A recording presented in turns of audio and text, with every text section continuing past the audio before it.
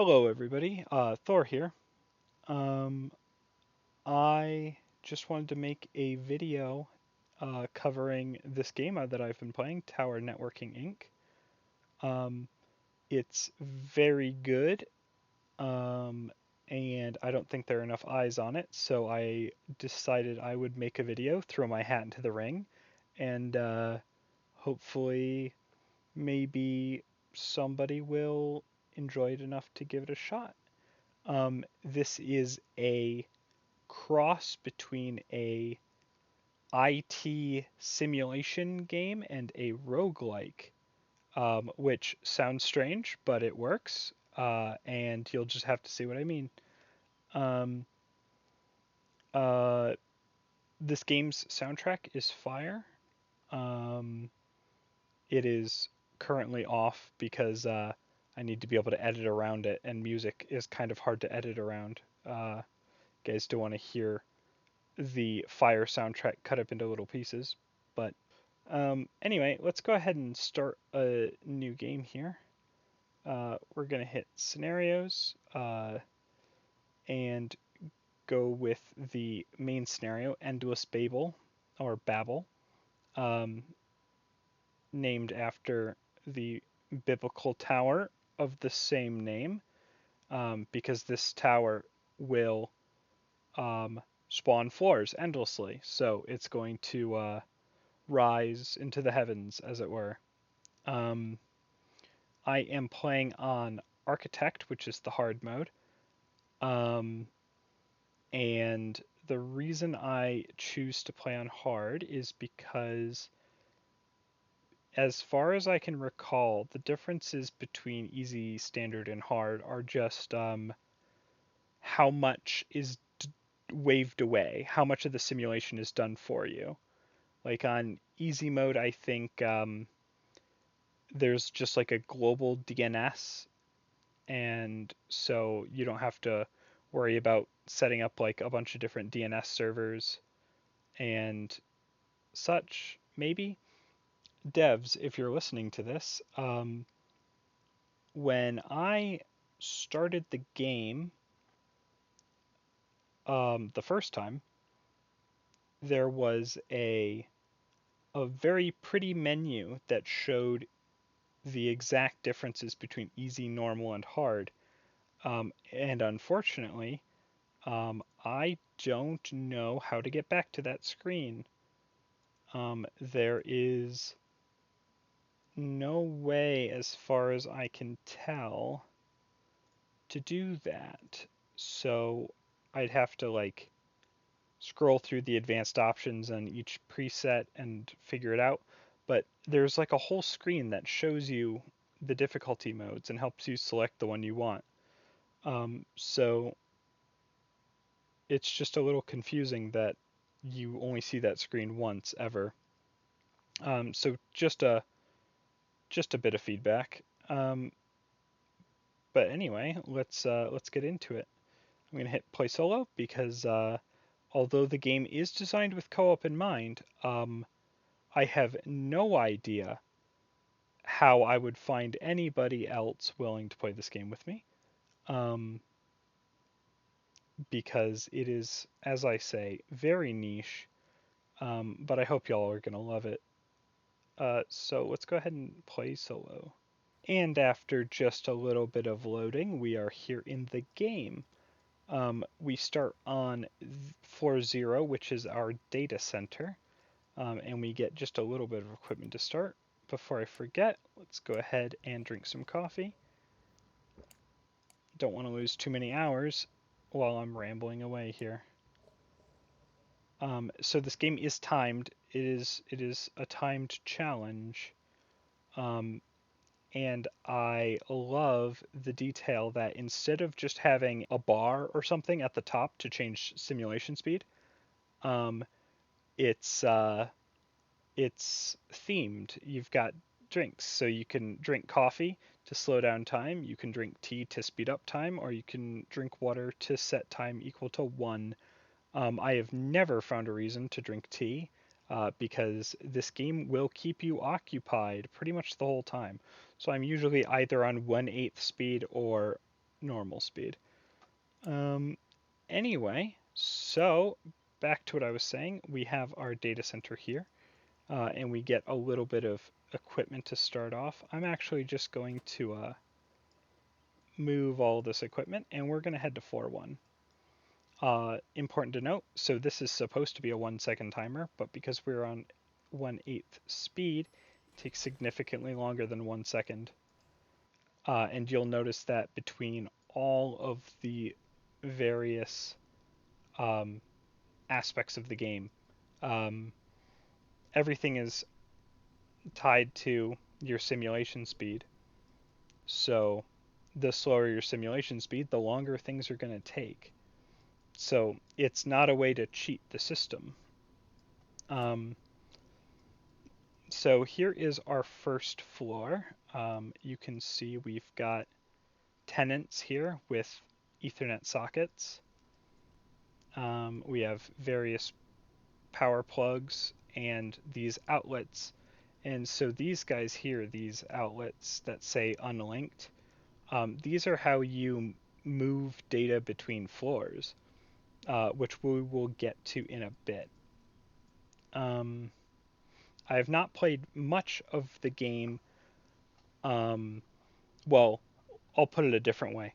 I have a lot of hours in the game, but I have not progressed a single run very far because I constantly run into situations where I'm like, oh, if I had done it like this from the start, this would be way easier, so I should just restart.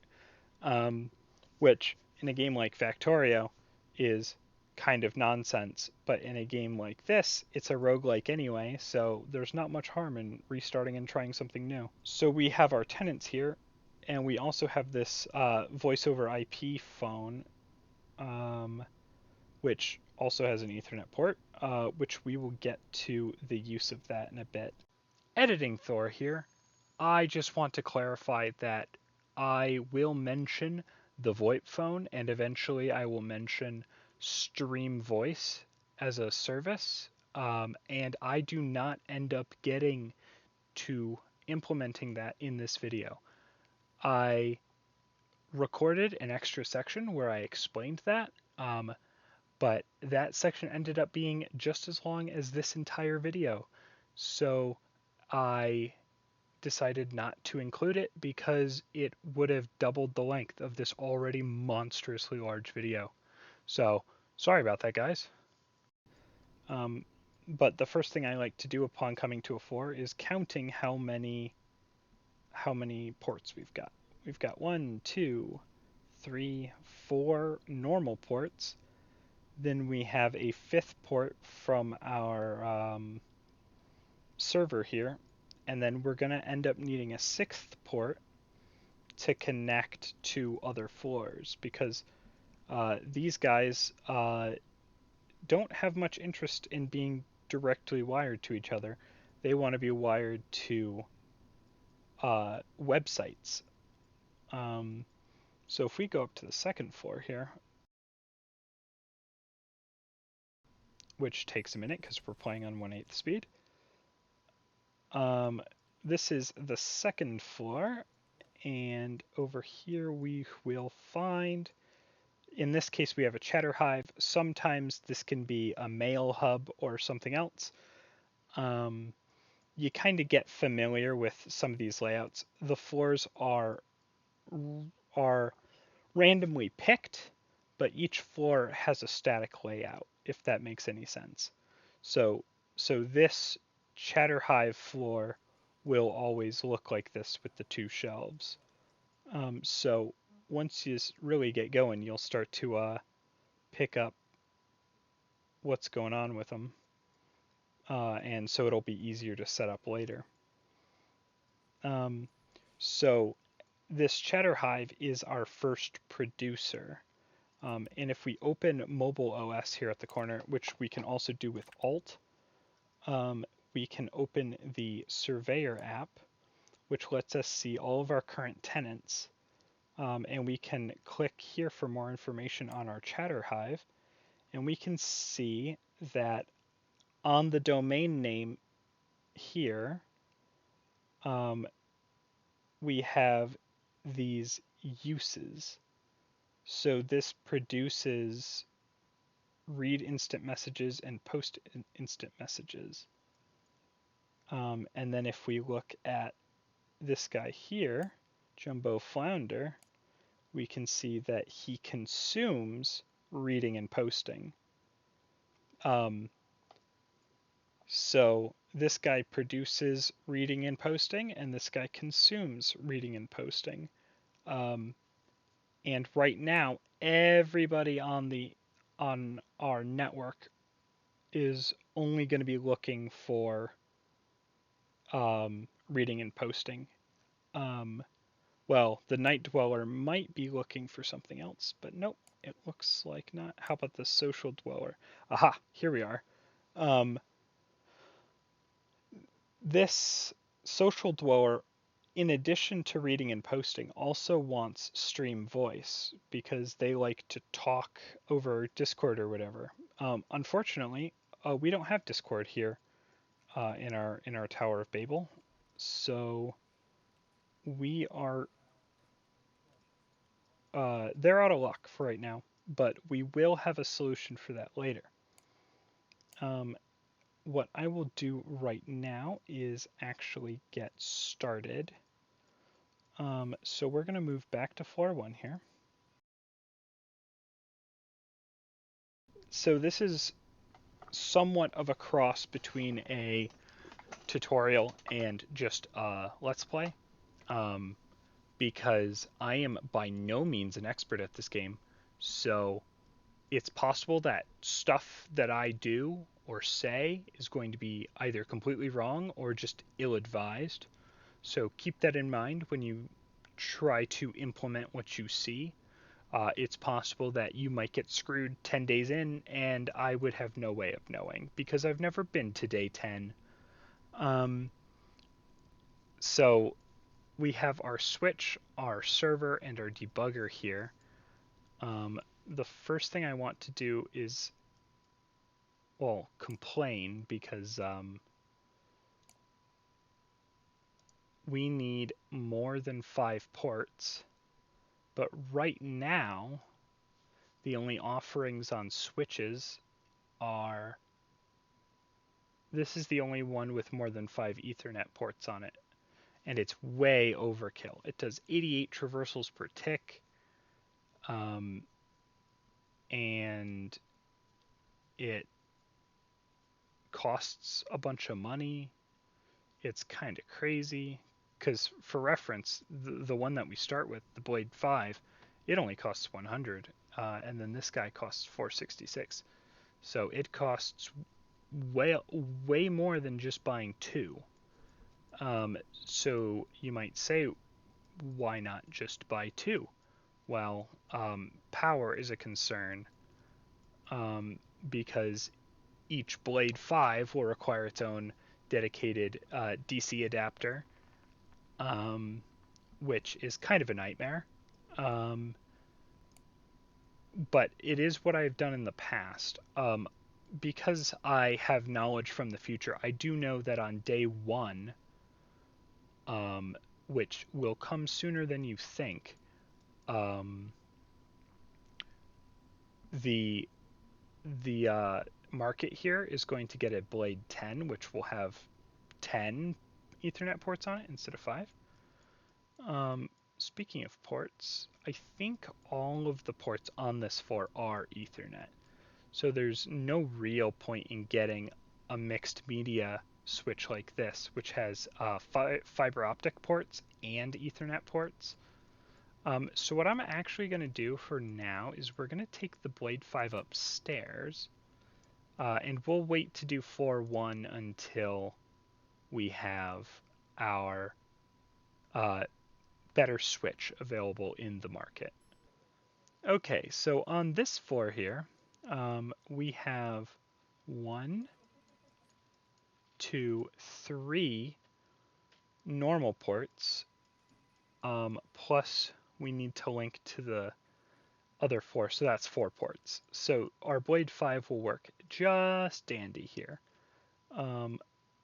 There's this link here which could go, but as you can see, it's fiber optic, which, as we established before, the floor below only has Ethernet ports, so we cannot use that.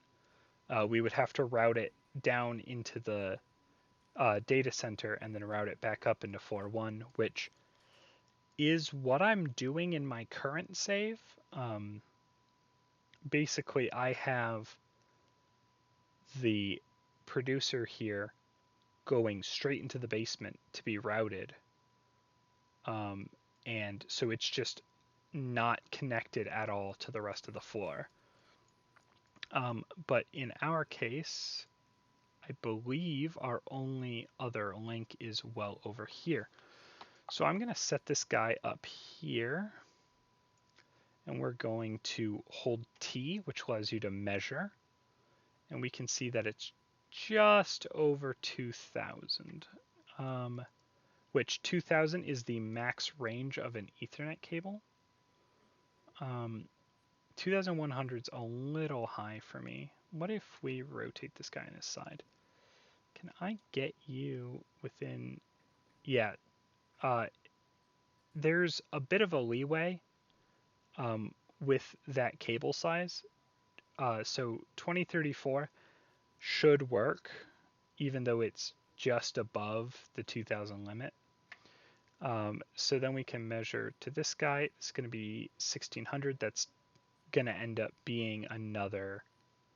It's going to end up being another 2000 cable. And then we have to get more connections way over here. So what? And this is definitely going to be longer than 2000, obviously.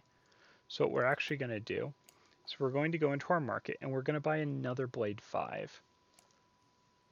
And then we're going to set that on this shelf here. It'll have the connections from these two, and then it'll connect to this other switch. If you're not familiar with networking, switches are basically just internally, these guys are just wired to each other.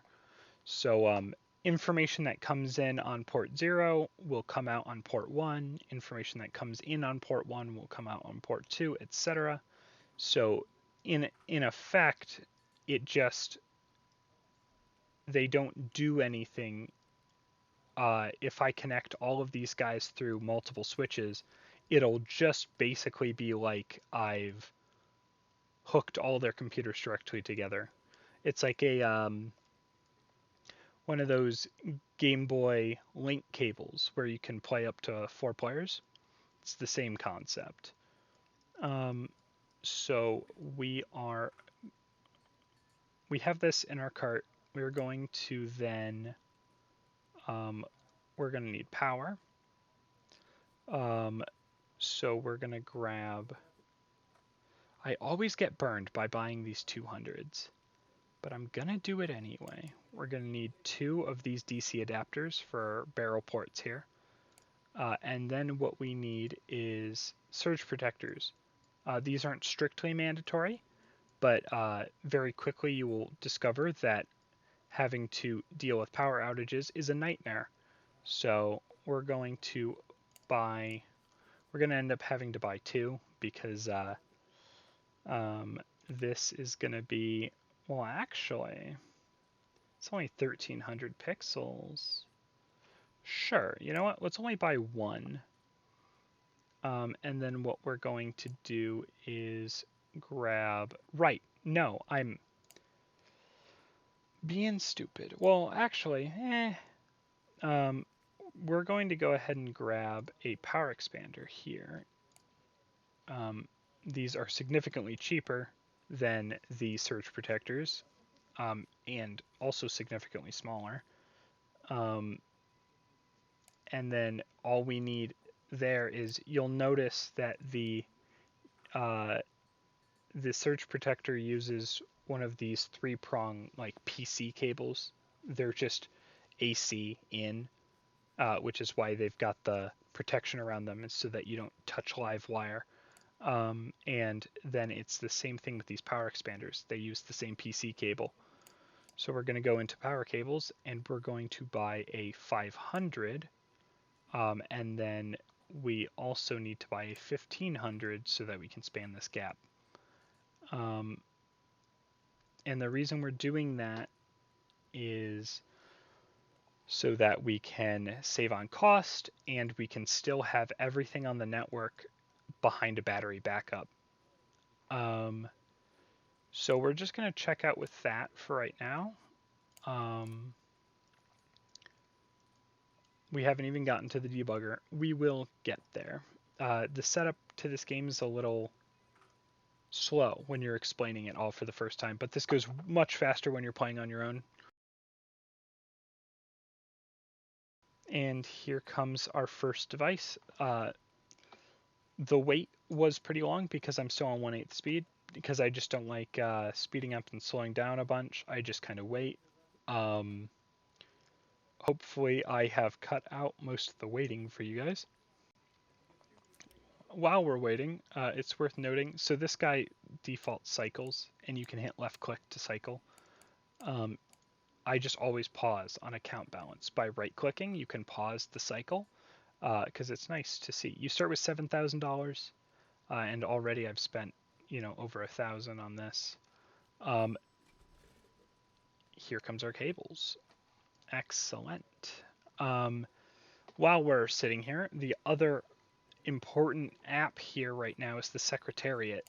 The first thing you'll notice is on the For Build tab. It will tell you when the next floor is going to be added.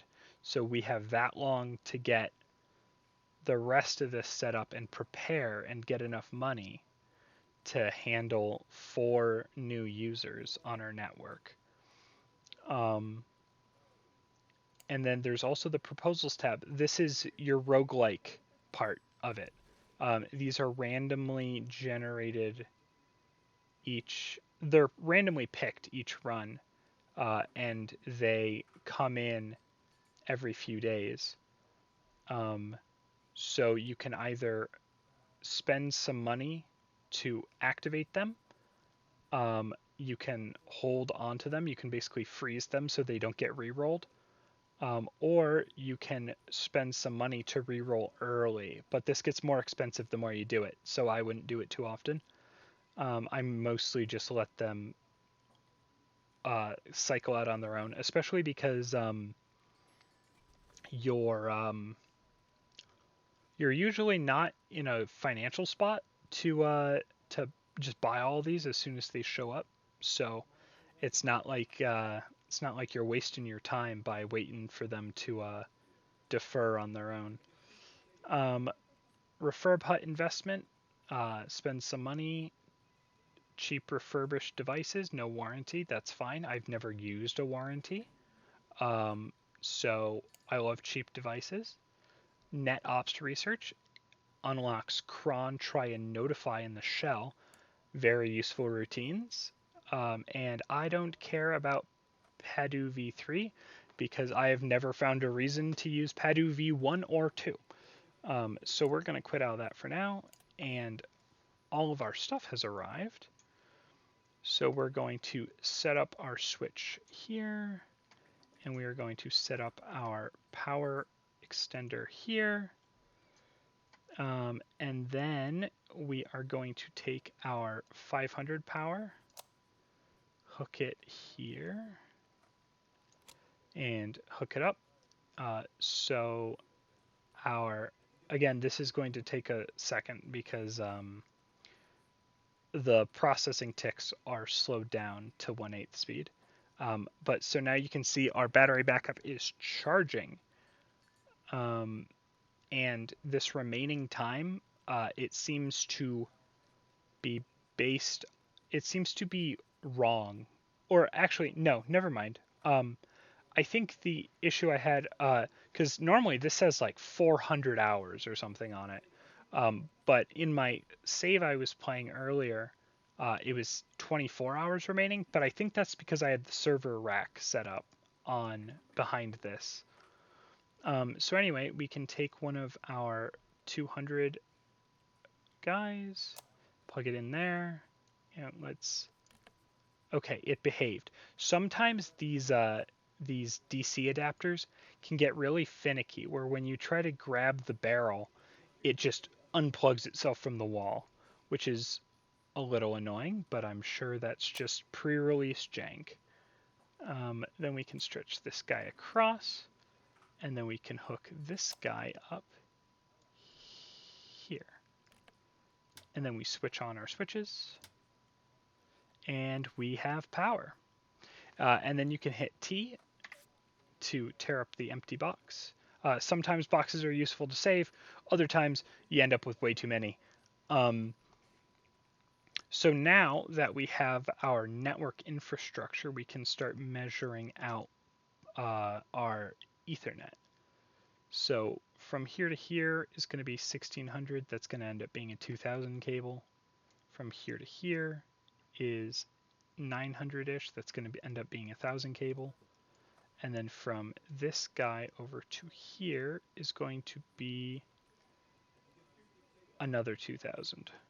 So normally I keep demarket2 open on network cables. This was going to be a 2000, so we're going to scroll down to 2000 and buy one.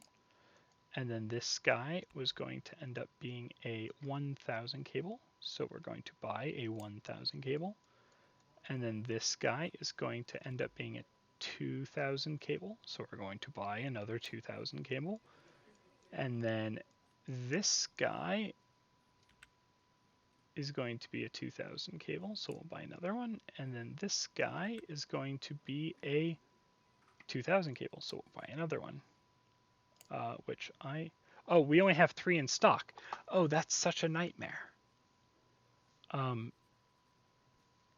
I will just check out for right now. Did these come back in stock? No. I don't think I've ever run out of stock of Ethernet cables before. That's so weird. But cool. So there is resource management involved, because now I don't have any way to buy the last cable I need. We'll just deal with it for now. I might try, if these don't come back in stock relatively soon, I might go ahead and try buying a 1500, but we're waiting on day 1 to buy our other switch anyway. So, and I think that's when these stocks... Wait, nope. Oh, as soon as we got this delivered, more came in stock. So I guess just buy one more. Okay, interesting to note.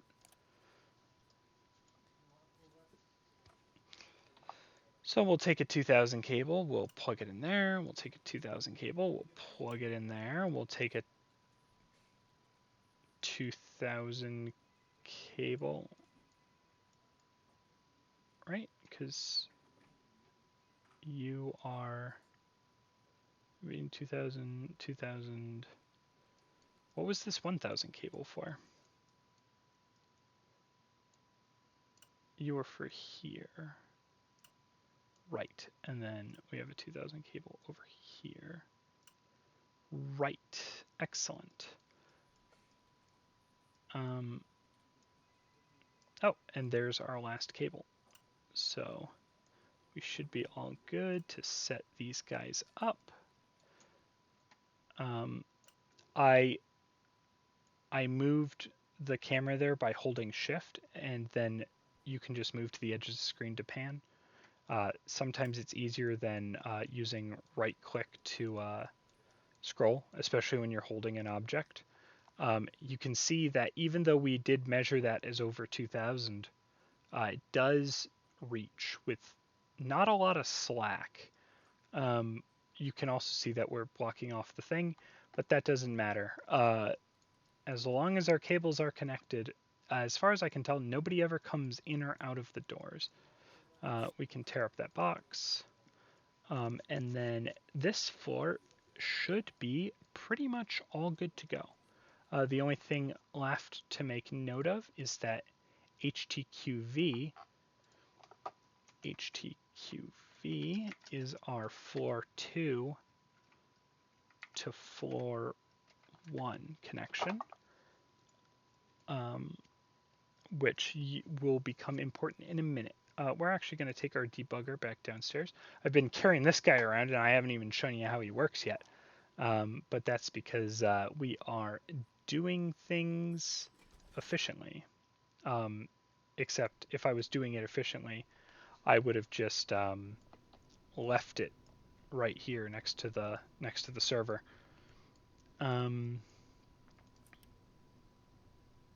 We're still waiting on day 1.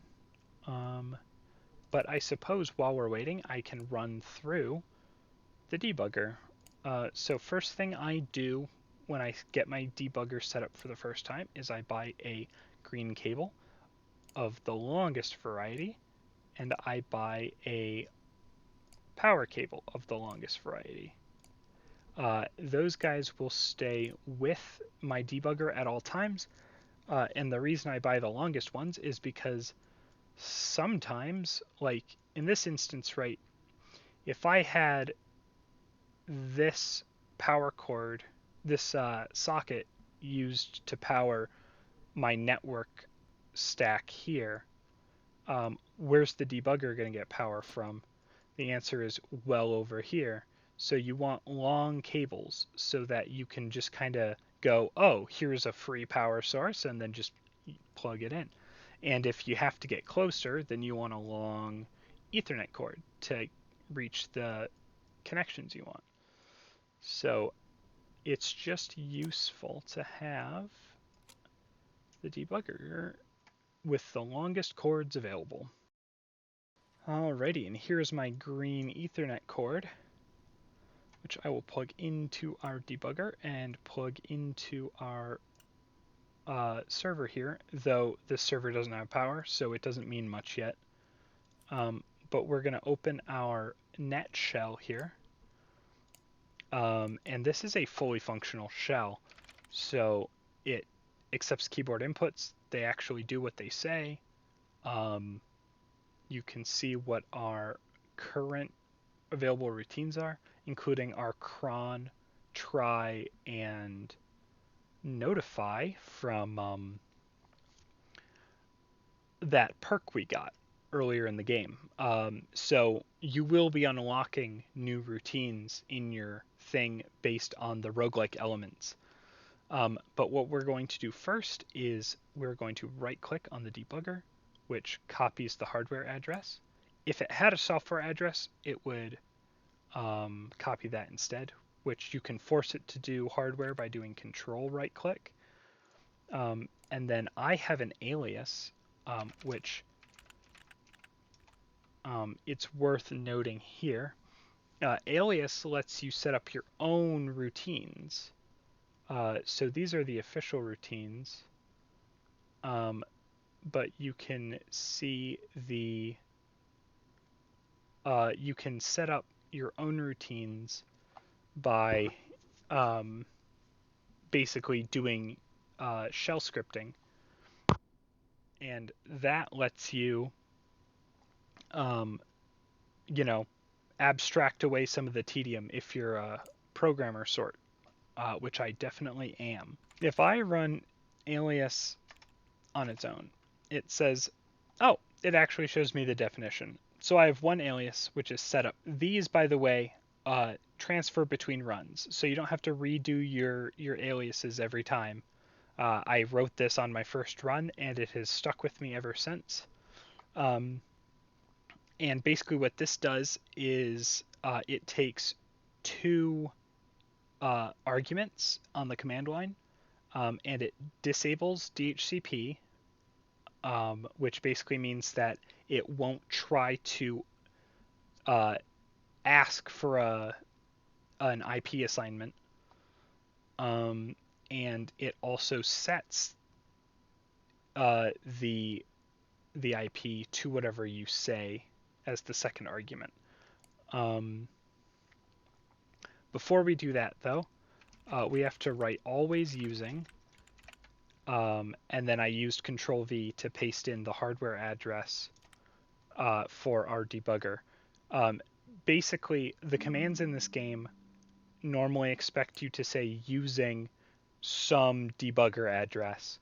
I've never found a reason to have multiple debuggers, so I just use the always using command so that I don't have to type that out. Now if I run setup, I can say setup and then the same hardware address and then do @debug. The software addresses in this are not, I said IP before, but they're not set up the way you think with the 192.168 whatever. You just use an @ and then whatever you want, as long as it is alphanumeric, though it can also have slashes in it. So running setup here will disable DHCP on my debugger, and then set its network address to @debug, which is just useful because it kind of names the device. Though in this case, debugger Alice is already named, but in the case of our Boulder server, this could be anything. So when we give it a network address, we are basically labeling it for our sake. And we can do some fancy stuff with the addresses, which we will get to. It is almost the turn of the day, which means we are almost ready to get stuff set up over here. While we wait, I might as well buy a extra power cable, and we can start setting up our server.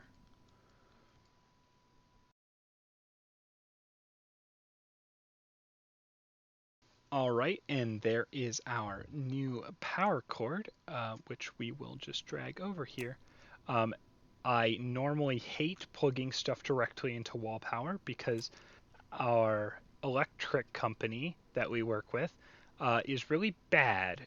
So lots of power outages, lots of power surges. But temporarily, it should be fine. We're going to right click on this to copy the hardware address. And we're going to open our shell, and I'm going to run setup on this hardware address, and we're going to call it 01 DNS.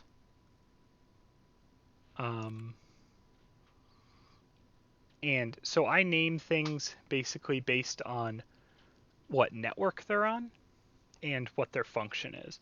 In this case, this guy is going to be, he's actually going to run double duty as a DNS server and a DHCP server. But DNS is, it lets me know that it's our DNS server. So the next thing we're going to do is we're going to program list, and this shows us all the programs that we have access to. And in this case, I know I want to install DNS Lite on 01 DNS, which the only reason we can communicate with this guy, by the way, is because our debugger is hooked straight to it with this Ethernet cord. If it was behind a router or something that we didn't have set up properly, we would not be able to talk to it. We can also program install DNS mask, which is our that's our DHCP service. So now, because we are playing on hard, we now have to run them.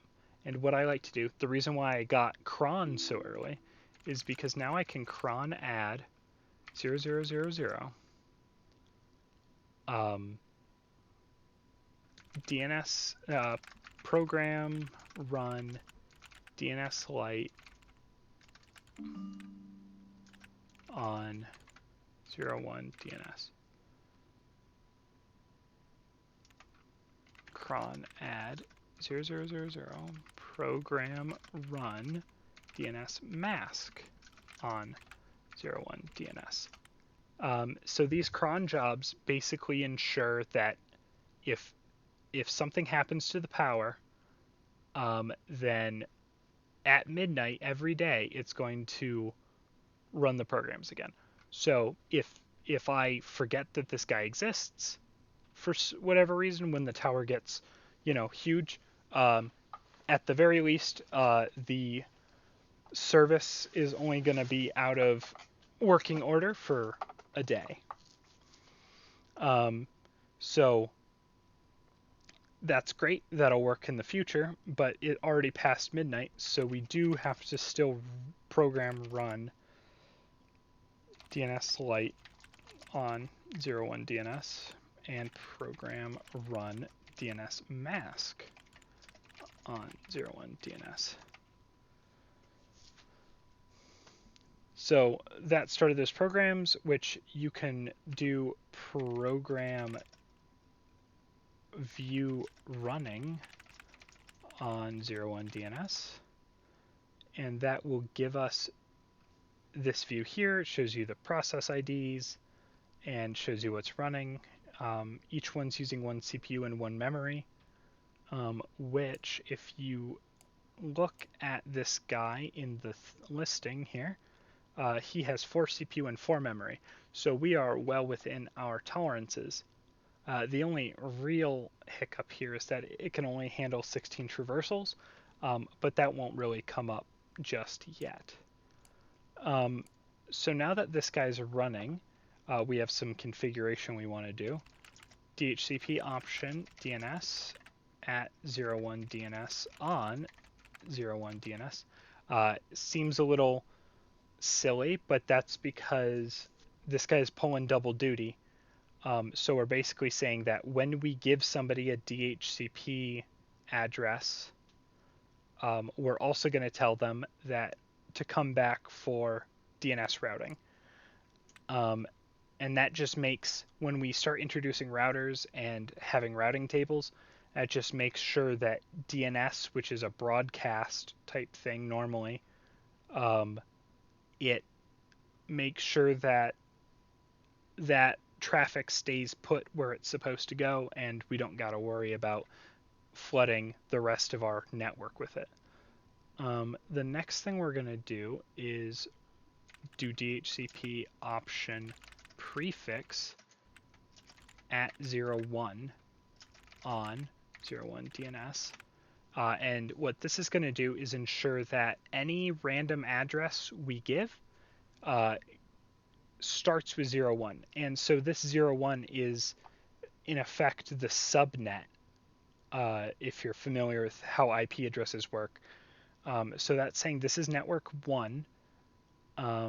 So we can ensure that, if and when we introduce routing table rules based on subnet, anybody with a random address will be taken care of properly. Anyway, since it rolled over to the new day and our DHCP server and DNS server are set up, we're going to go back to dmarket and we are going to grab a switch.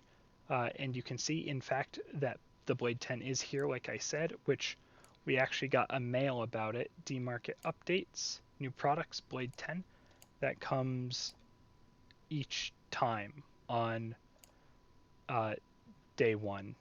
And the rest of this is, these aren't important. These are events that basically cause you to have to manage stuff if you're doing it by hand.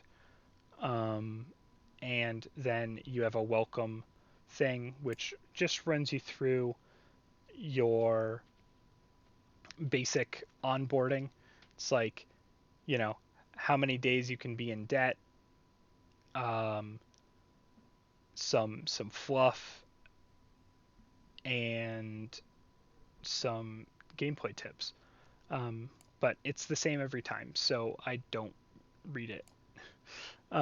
Anyway, back to dmarket. We've got this Blade 10. We're going to add it to our cart. We can see it uses AC. So we're going to need a power cable for it. We're also going to need a power cable for the battery backup, but we already have a power cable for our server, so we don't need to worry about that. We're going to go to the UPS and we're just going to buy another one of these guys. And man, this stuff gets expensive. Mostly it's because of these battery backups, but like I said, they are very, very important, because if you don't buy them now, you're going to be spending a lot on fried circuit boards later. So we're just going to go ahead and check out for right now, and we'll come back to it once we know how long our Ethernet cables need to be. All right, here's our first guy. We'll get this set up and we'll actually thieve that real quick. We're done with our debugger for now, so we can go ahead and remove that from the wall so we're not contributing to our power consumption here.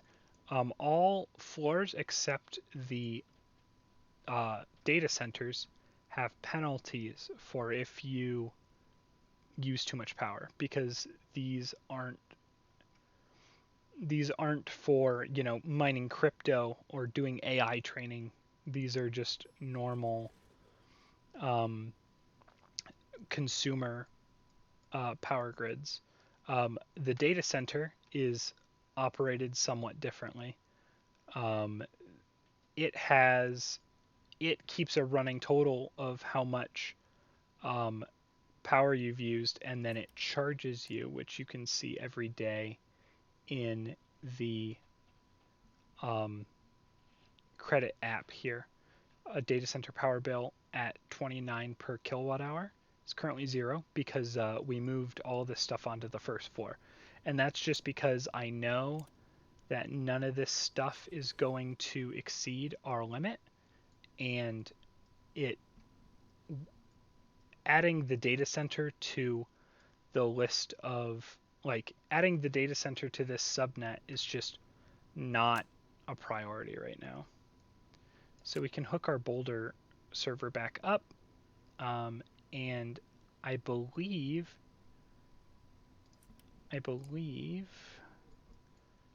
we now have to re-enable these guys because we unplugged it from power. And it is not currently midnight. If I view program, view running 01 DNS, we can see that there's no programs. So we have to program run DNS Lite on 01 DNS and program run DNS mask on 01 DNS. So that's something you got to keep in mind. I might update my cron jobs to be hourly, but after this initial setup, it shouldn't be that big a deal because normally this guy won't be losing power. And even though we did have to run the programs, if I look up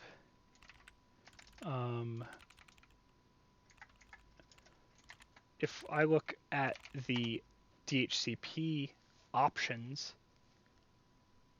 you can see that our options saved, because so we don't have to do all of our configuration again. We just needed to start the program. Oh, and this guy's just a little too wide. That's kind of a nightmare. But it should be fine. I really get quite silly about having stuff looking pretty. In fact, if I set you up here and then I set you... Oh, I gotta close this so that I can use my R key to rotate. And then let's plug this guy back in. And then I can move you guys to be more center. Perfect. That looks much cleaner. Can turn on our switch. The servers, they turn on as soon as they get power. The switches you have to turn on. The routers you have to turn on. I'm sure there are other things you have to turn on. So make sure you're doing that. I've had issues in the past where I have no idea why one user can't connect, and it's because I didn't turn the switch on. So that gets pretty silly. But since it's just a switch, we don't need any further configuration here. So now we can start doing networking. This guy to here is going to be a 2000. this guy to here is going to be a 1000. So we've got a 1000 and a 2000 so far. And then don't forget, we need one from the boulder into here, which is going to be a 200 cable. And then we need from here to here, which is going to be a 1000 cable. We need from here to here, which is going to be a 1000 cable. And we need from here to here, which is going to be a 500 cable. Perfect. And I think that's everything covered. So we're going to go ahead and check out. Also, I haven't been doing it, but you can choose the colors. Another dev note, if you guys are listening, it's really kind of obnoxious that, let's say I wanted a white 2000 cable and a yellow 2000 cable. This color applies to all of them in the cart.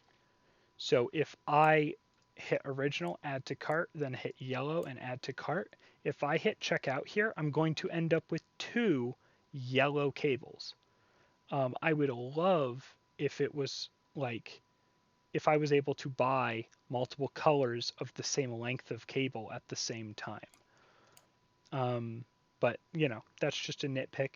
It's also completely possible that that's one of those things that might be an upgrade.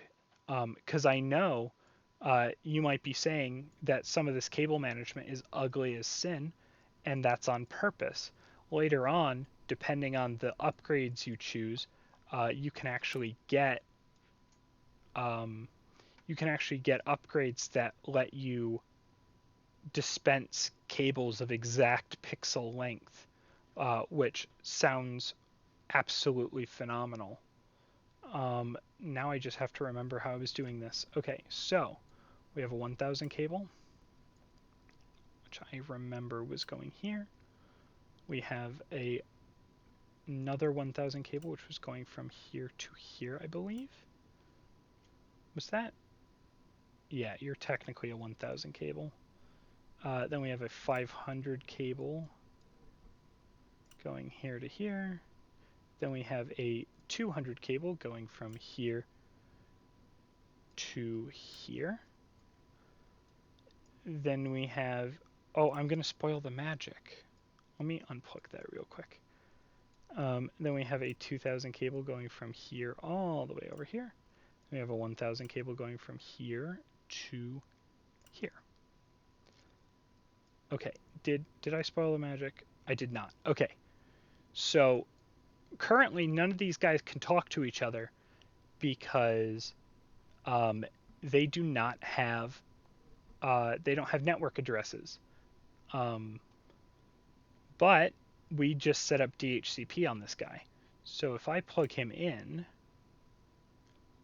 and we give it a second here, you can see there's network traffic happening by the yellow light. And then if I come back over here, oh, I might have to check it from the Surveyor app. We're looking at Impatient Cougar. Oh, and just now it spawned in. You can see that its DNS address is set up, and it got a random network address with a 01 prefix, exactly as we set up in our DHCP rules. Right now, he's complaining that there's no DNS entries for insta4bobcat.biz, which is that producer we have on the second floor, and that's because our floors aren't linked and we haven't set up DNS. So that is our next step here. It was ages ago now for me, about an hour, but we did write down HTQV as our floor 2 to floor 1 connection. So what we're going to do now is go into our Tower Link app, go floor 1, AMGE for this guy, floor 2, HTQV, which I guess I didn't need to write it down because there are only 2 options, and one of them is fiber optic, so there's only one option. And we're going to go with Cat 5. We're going to go with Cat 1. normally I would go with Cat 5, but I've been trying out different strategies with uh, like distributing the bandwidth across multiple links, and I found that Cat 1 with the 15 traversals per tick is sufficient. The reason why I normally go with Cat 5 is because um, a switch can, I'll show you. If we go into switches here, the basic Blade 5 can handle 25 traversals per tick, which means that if our link can only handle 15, that means our switch isn't even being the bottleneck, which if you've done networking at home, the switch is usually the bottleneck. And in fact, our Blade 10 can handle 50, which is insane. So the fact that our tower link can only handle 10 or 15 is kind of a nightmare. But it'll be fine because we're just going to try to limit how much traffic crosses between floors unnecessarily. So we're going to hit request link, and you can see that it is now linked, and already there's network traffic going across it. And now what we're going to do is go up to floor 2. Oh, and I'm going to get rid of this box. And we're going to take our debugger with us. Oh, and importantly, the power cable will not come with you if both ends of the socket are not in the thing. Well, actually, is it both ends or is it just the host end? It is both ends. Both ends have to be in here. Good to know. Because I was like, where did my power cable go? And it was because I dragged it across the floor like that. So we're going to go up to the second floor. And now I've already screwed this up because we will see that our Cheddar Hive now has a random network address. This is fine for all of our normal fellas here, but we do not want anybody with a website to have a random address because that makes DNS utterly impossible, or at least much harder. So we're going to go ahead and hook into the network here, and we are going to control right click to copy the hardware address for Bobby Bobcat here, or Boney Bobcat, sorry. And then we are going to set up this guy as 01 because he's on this network. And we're going to call him floor 1 CHT for chat.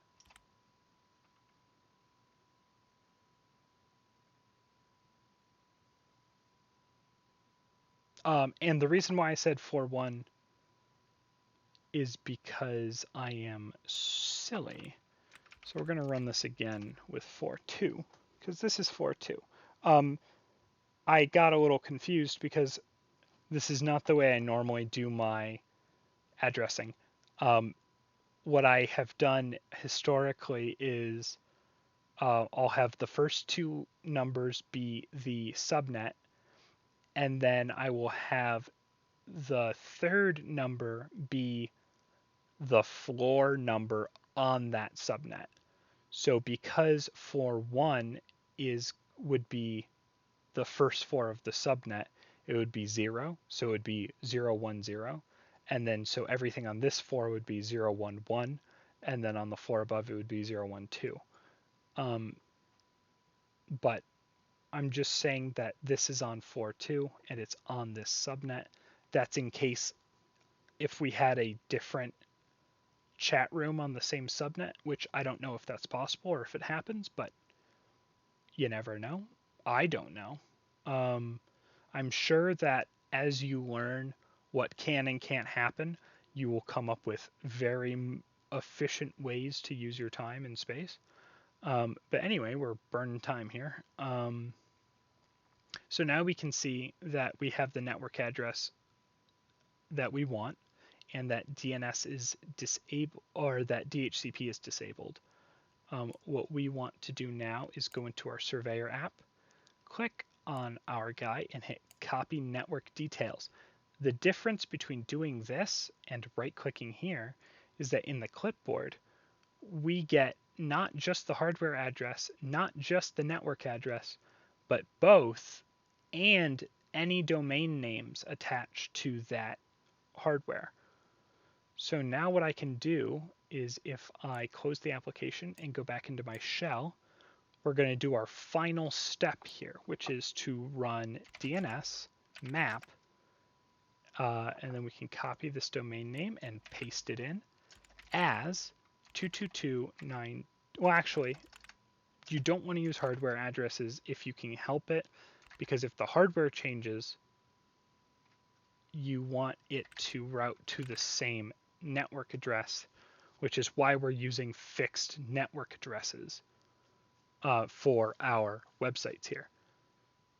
So as at 01 F2 chat on 01 DNS, because that's our DNS server that we set up ages ago at this point.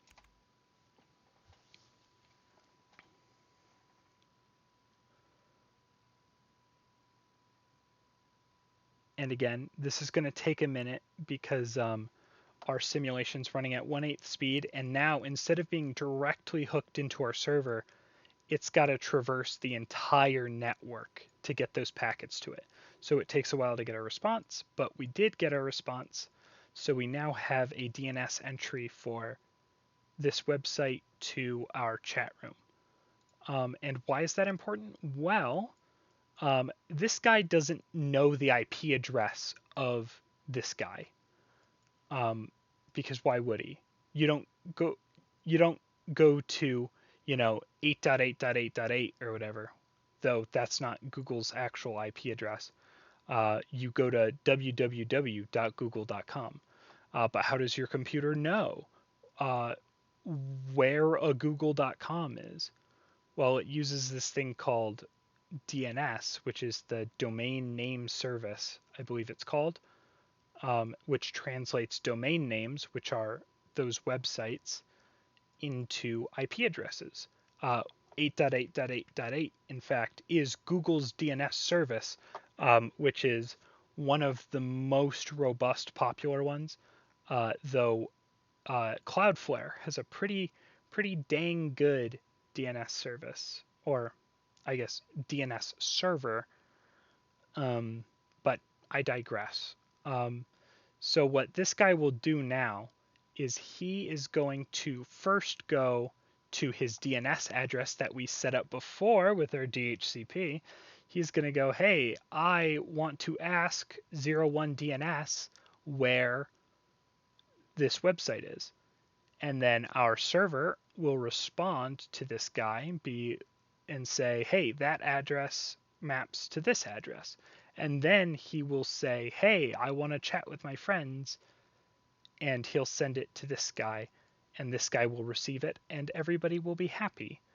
So now if we go to our Surveyor app, we can see that everybody who is online is happy because people like Jumbo Flounder here, before they were saying that there were no DNS entries for the website that they wanted to use, and now they're just saying, hey, I'd like to message people online. And now they're doing that. You can see that they request the service and then they get the service, and this happens periodically. I think it's every second at normal speed, maybe. Whatever the case, it happens periodically. They check every once in a while. They go, hey, is this still a thing? So if you unplug the router, they're not going to stay happy because they're going to go, wait a minute, I can't connect anymore. In fact, you can see how often it happens. I don't know why it says there's no DHCP servers, because you literally received a network address from a DHCP server. You got your DNS address from a DHCP server. So why does it say that there are no DHCP servers? That's silly. But you know. And speaking of which, the reason we use DHCP is because I didn't have to set up. Uh, so I used setup for this guy, gave him a fixed IP, and I did the same for my debugger, and I did the same for the DNS server. But I didn't have to do it for anybody else on the network, which other if you didn't use DHCP, every single person here would not be able to talk to anybody with a network address. So you'd have to go through and manually assign a network address to every single person. And then as soon as some of these fellas, like this night dweller here, see how he's offline? Next time he comes online, he's going to have a new... Oh, maybe it didn't happen this time. I had a night dweller who every time they came online, I got a notification saying that their hardware had changed. So I guess it's just supposed to be a random thing. But occasionally somebody will say that they have replaced their network hardware, which basically means that they get a new hardware address, and it will also reset their settings to their defaults, which means that you'll have to come in and reset up, turn off DHCP, map their new hardware address to the old network address if you can even remember what it was, and it's all kind of a nightmare. And none of it matters because they're not running websites, so we don't need to know what their address is. Just knowing their subnet is enough. So now, no matter how often Jumbo Flounder here fries his motherboard and grabs a new one, I don't have to worry about it because he's just going to get a new address, and my network is going to be completely ambivalent to that fact. Man, that was a tangent. We are now nearing the end of day 1, and we have 100% satisfaction on everybody on the network. So it is kind of crazy how fast you can get things set up. And this is barely scratching the surface of this game. Like I said,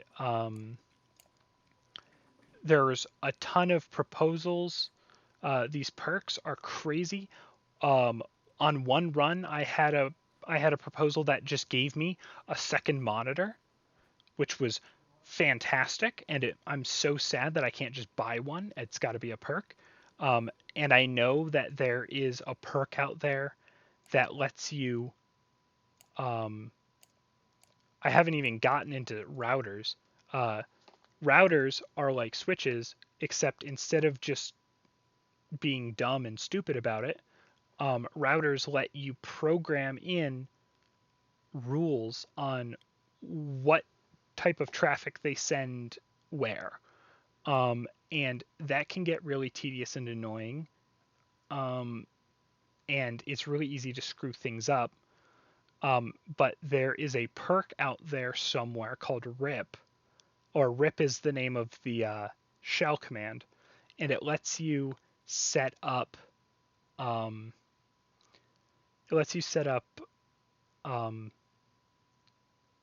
Basically a way for routers to talk to each other and get each other's routing tables.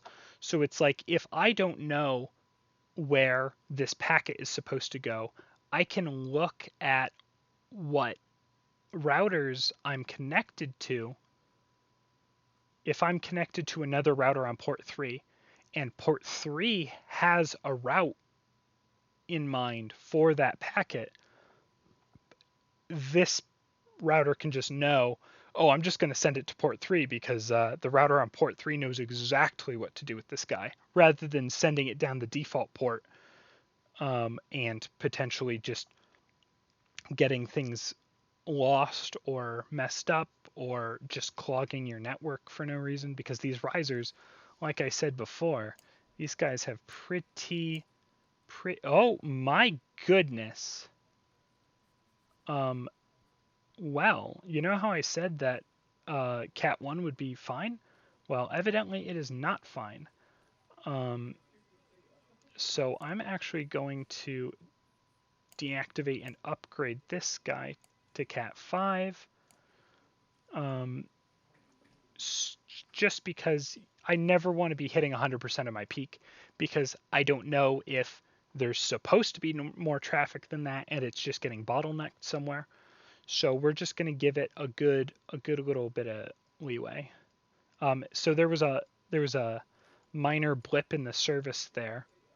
Um, Not to make this game harder, but devs, the fact that I was able to do that in just a couple clicks and have like maybe one tick of downtime, it takes longer than that to tear out a whole wall and replace Cat 1 with Cat 5. So maybe there should be like a timer tied to the upgrade system, just so you can have to think about like setting up alternate routes and stuff. I don't know. Just a thought. Um, and I would love to get into routers and more advanced setup, but this has already run really, really long, and I'm sure most of you have already clicked off from being bored out of your mind, and I apologize for that. But if you stuck around to the end, if you're still here, that means you have the same very niche interests as me, and you should absolutely give this game a shot. Um, it is still in early access. There's still development going on. It's made by a very small team. I think it's two dudes working in their off time, so like on the weekends. Um, and I think you should support them, because this is fantastic. It's one of those rare simulation games where it does not compromise. It simulates everything. They found a way to make it fun and engaging, and it is so far up my alley. It is ridiculous. Um, so give it a shot. Um, Again, the game is called Tower Networking Inc. and it is on Steam for not very much money. Let me do a little bit of a searchy search here on Steam. Game is $20, which, it's pretty beefy, but given the fact that I've already spent over an hour basically just doing a tutorial, and it's a roguelike, so you're going to get a lot of value out of replaying. Um, yeah, it's in my opinion definitely worth the $20. I mean, I've already put 20 hours into the game, and I bought it like this week. In fact, I bought it like 2 days ago. So I've spent basically every waking moment playing this game. And in my opinion, 20 hours for $20 is exactly the sweet spot I would expect out of an early access game.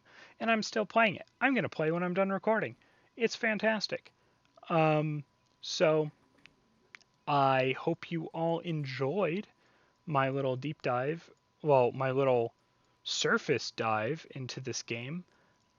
There is tons of content that I can't show you, um, just because of time constraints. So I hope it has given you a taste and that you are going to go out there and you're going to discover all the rest of the content for yourself. I will talk to you all another time.